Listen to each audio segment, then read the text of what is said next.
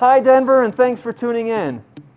First of all, Amendment 21 wants to thank you all for your continued support over all these years, and especially during the last few troubled weeks during the COVID-19 outbreak. Many of you have reached out to me personally asking about ways you can still entertain at home while you're waiting for Denver's favorite bars and restaurants to reopen, which hopefully will be very soon. We've made it very easy for you today by taking you through a couple of easy cocktail recipes that you can make in the comfort of your own home with a few simple ingredients, all of which are available right here at Amendment 21 Wines. And we've made it easy for you to get those ingredients by going to our website, amendment21wines.com, to order online, pay online, and then pick up right in front of the store curbside. If you order online and do curbside pickup, we'll run those ingredients right out to your car for you. So without further ado, I'd like to turn it over to one of Denver's favorite and most talented mixologists to walk you through a few simple but delicious recipes that you can make right at home. Thanks so much for tuning in, folks.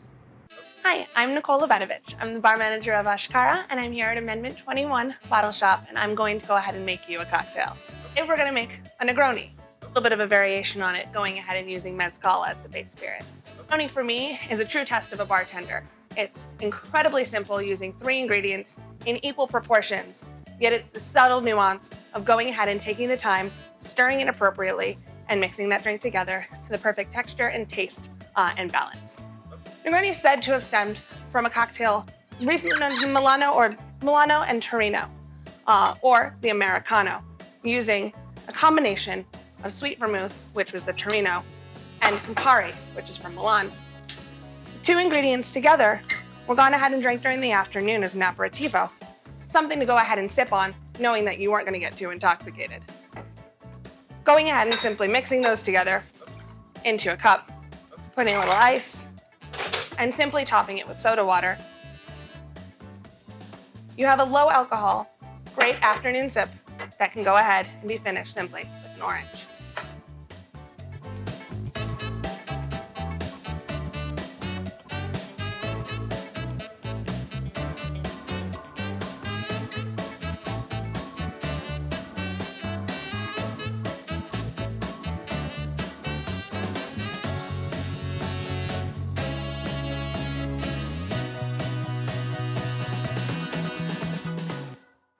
It was said that in 1919, Count Camillo Negroni would go into his local watering hole and go ahead and say that he wanted his Americano just a bit stiffer.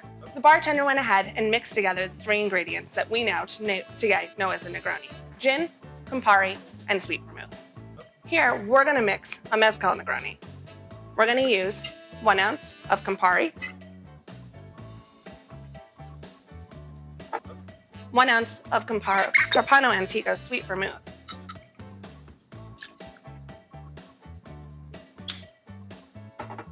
and I love Mezcal, so 1 ounce of the Gem and Bolt Mezcal. Using this for its beautiful citrus and orange aromas that go ahead and complement the Campari and the vermouth so well.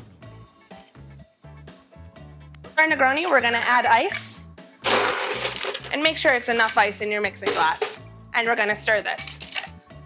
We stir a Negroni to go ahead and give it its beautiful texture. I'm going to serve this one up, as I like my Mezcal Negronis to go ahead and show a lot more aromatics, and serving that drink up is going to give it that beautiful note over the top. It's also going to go ahead and give it this beautiful silky texture. The silky texture we achieve through stirring this cocktail. If we were to shake it, we'd go ahead and create a ton of bubbles. Those bubbles bring bitterness to that drink, emphasizing the tastes that are in the Campari. Here we want to make sure that we have super balance, so giving it a nice long stir is going to make sure that we have all of those flavors integrated together. Once we have received dilution, we're going to go ahead, pour that straight into our martini glass, and finish it off with just a touch of orange oil.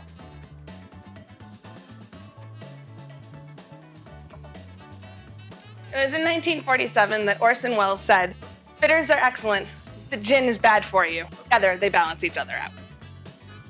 This is our Mezcal Negroni.